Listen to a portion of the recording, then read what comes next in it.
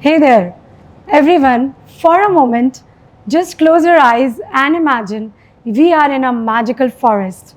It's peaceful, the sun is warm, there is cool breeze, and the whole scene just makes you feel so good. Now let's add a twist. Picture that lovely forest starting to sink. The sun is turning into really hot. The peaceful forest has turned into a place of worry and sadness. As you open your eyes, think about how you felt during this little exercise. The emotions you experienced, like worry and loss, are what many people experience when they are facing climate change. Mental issues triggered by climate change are for real. Today, we will talk about how climate change, development, and mental health are all connected, how they are intertwined. We will discover how our choices about where we live, how we treat our surroundings, affect our mental health, how they can make us feel better, or how they can make us feel worse. We will learn how people and communities deal with these changes, and we will see how fighting climate changes and creating better places to live go hand in hand for the mental well being and the betterment of the society.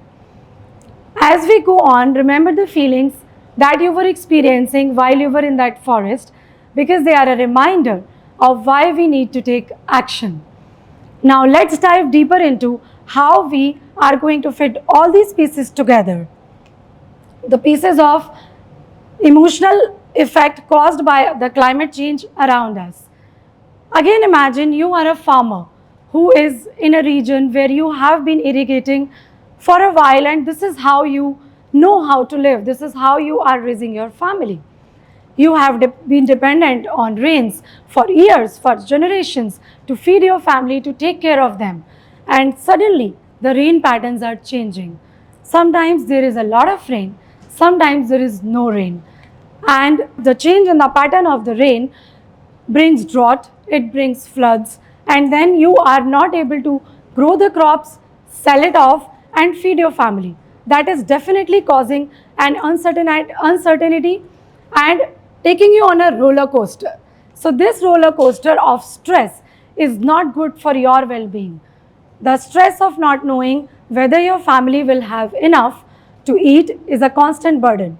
It is not just about losing crops, it is about being certain that you are able to take care of your family, the people who are around you.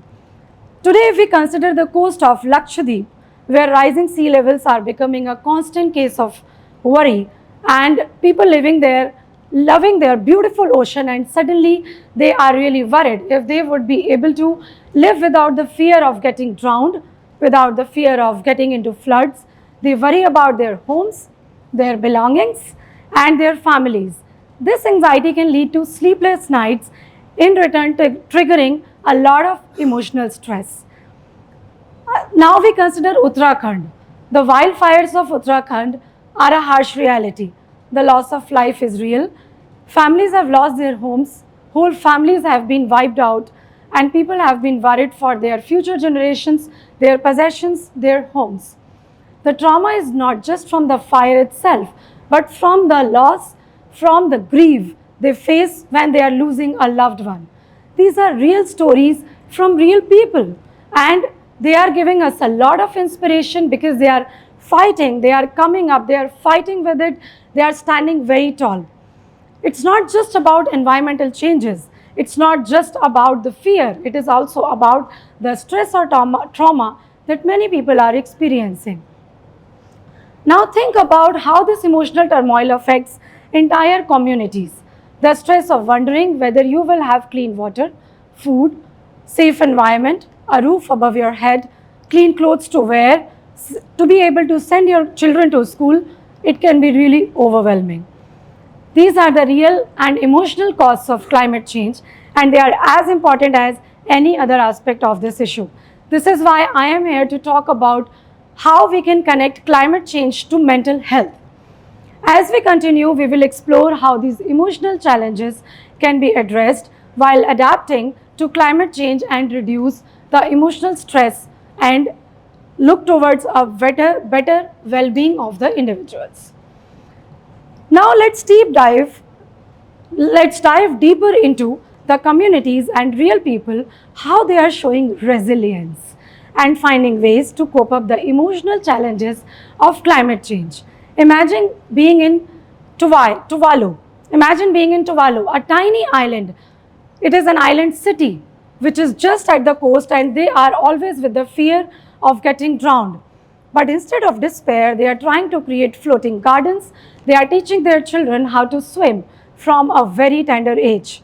They are trying to reinforce their shores so that their homes are safe, people are safe, they are able to build safe communities. These actions are not only protecting their homes, but also fostering hope and adaptability in the face of adversity.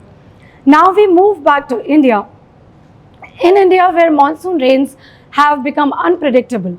Sometimes in summers, winters, we are seeing there are so many rains, and one fine morning, we just wake up and see it's raining. But the farmers are embracing innovation.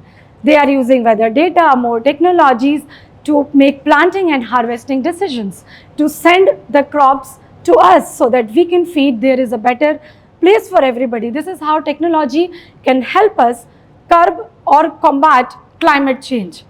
It is about strengthening the bonds between communities. Resilience is not just about building strong walls, it is about how we make the changes, how we are able to incorporate within our communities. These social connections are essential in helping people cope with the emotional stress, trauma, or losing someone really, really close. In Bangladesh, for instance, children are really educated on the grounds of climate change since a very tender and young age. They comprehend the environmental challenges, and their country faces different kind of very varied kind of environmental issues, but the children are now secure. They have a sense of security, that they are equipped. Education provides a sense of control and lessens the emotional burden of helplessness.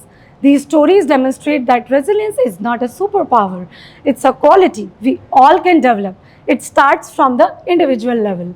It's about taking proactive actions to protect our mental well-being and fostering an environment, a sense of security, and build that confidence in our community. As we continue, remember that resilience is just not about bouncing back from adversity, it is about bouncing forward and thriving in a changing world. When I move forward, I would like to explore how climate resilience is not just about surviving, but thriving in the face of climate change. Climate change is for real, and it is affecting our mental health. That is also very real and in our face.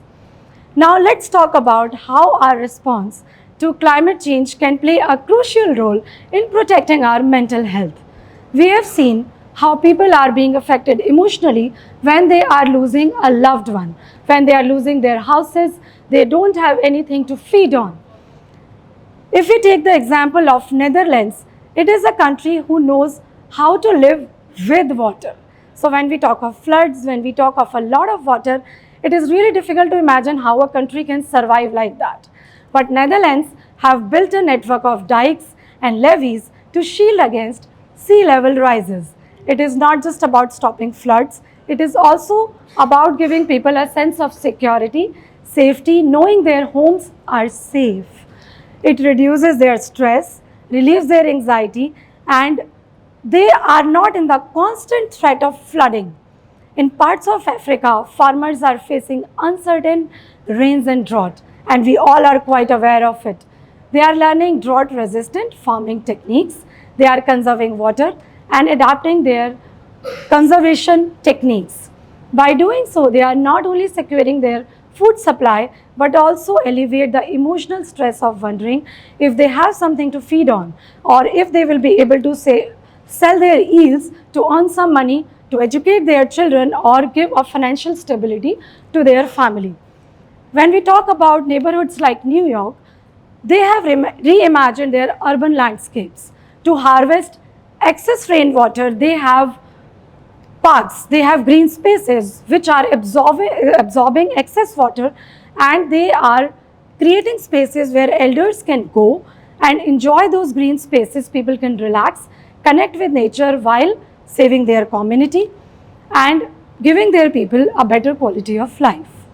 These examples show that climate adaptation isn't just about making physical changes. It is also about creating a sense of safety, security, and predictability. When people feel secure, they are better equipped in order to handle the emotional toll of climate change. They want to deal with the change, they want to adapt, and they feel safe, they feel comfortable. As we move forward, keep in mind that these solutions aren't out of reach. They are very well doable. We all can play a role in promoting climate adaptation that safeguards not only our environment but also our mental well-being. How important it is to save our planet, how important it is to improve our weather, work for our climate, it is equally important to take care of our mental well-being. Now let's talk about coming together and speaking up, which can make a huge difference. When we talk about something, it definitely gives us new avenues to talk.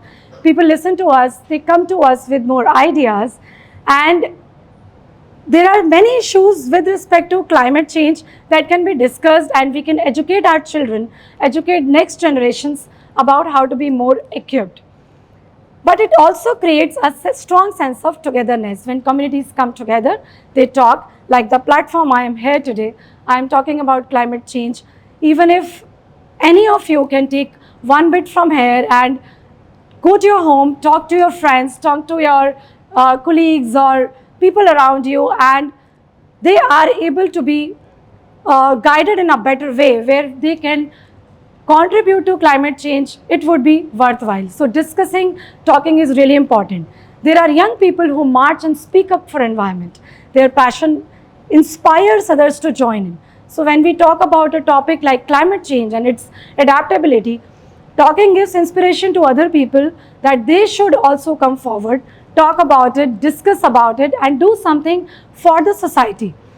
They are not only tackling climate issues, but also offering support, purpose, and hope for a better future. As we continue, remember that each of us can be a part of this change. It starts at an individual level, whether it is your local community, supporting big global efforts, or simply just speaking up the way I am trying to do today. Collective action and advocacy can protect our mental well-being in more than one way. It can keep you calm, it can make you feel better. For example, in the morning when all of us were driving here, we all felt, at least I felt, if it is winter that is approaching, or is it really the weather is so bad? That really affected my mental health, because I was wondering, is this the environment, is this the world I am going to leave for my son? Definitely not. So that definitely affected my mental health, and I thought, what could I do to relieve it? I thought speaking today here would relieve at least some of the stress. As we near the end, I want to leave you with a message of hope and determination. Imagine a community that has faced tough challenges because of climate change. They have been hit by floods, they have been hit by droughts and storms, but they are not giving up. They are working together to build a better future. This determination not only helps them overcome problems, but also gives them a sense of purpose and positivity. Think about individuals who have faced the emotional struggles of losing their loved ones, struggles of climate change. When I was young, on my birthday, it always was very, in October it used to be very beautiful, wintry, little cooler. But I see in fact in November also it is not that cool. So the climate change is definitely for real. But people are finding hope. They are finding ways to make things better. Their stories inspire us. They try to tell us that we have to be determined. All around the world, scientists, investors, and advocates are trying to find new ways to tackle the climate problems, to find answers to climate problems. They are creating cleaner energy.